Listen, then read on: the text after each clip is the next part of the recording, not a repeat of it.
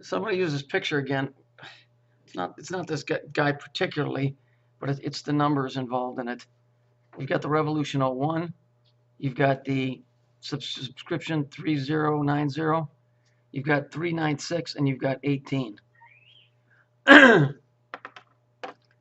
know, the whole thing about, I had somebody contact me that I haven't talked to in about a month or something that said, "Oh, you were wrong. You were wrong." Well, obviously, on the face value, I was wrong. She didn't get in.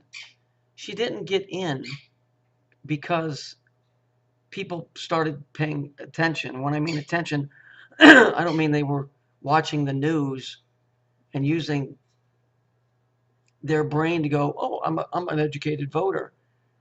They started paying attention. If you've ever seen that slit experiment that they do with electrons or protons, I can't remember. But in the experiment, they would fire these electrons through these slits. And when you watched them, they would go in a specific manner through these slits. But when the scientists would not look at them, they would start going their own way and doing their own thing. And say science can't explain this. But it is explainable, because what it is your thought has a magnetic force to it that can change things.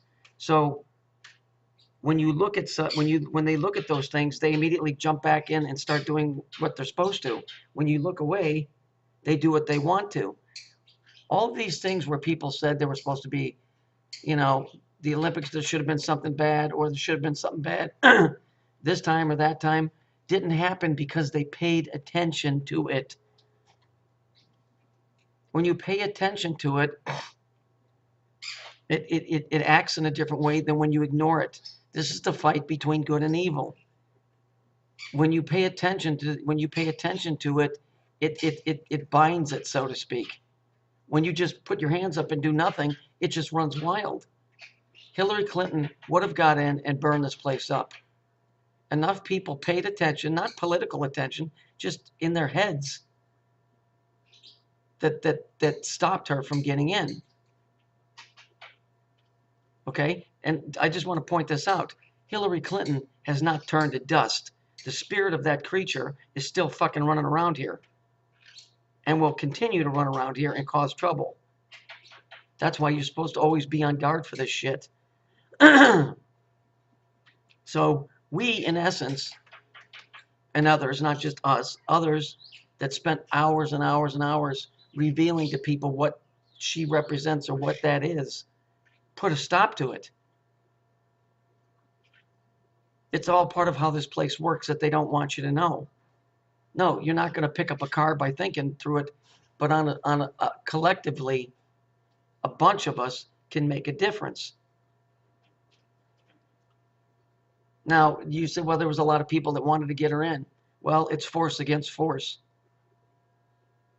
The people being repulsed by her was greater than those that wanted to wish her in, basically.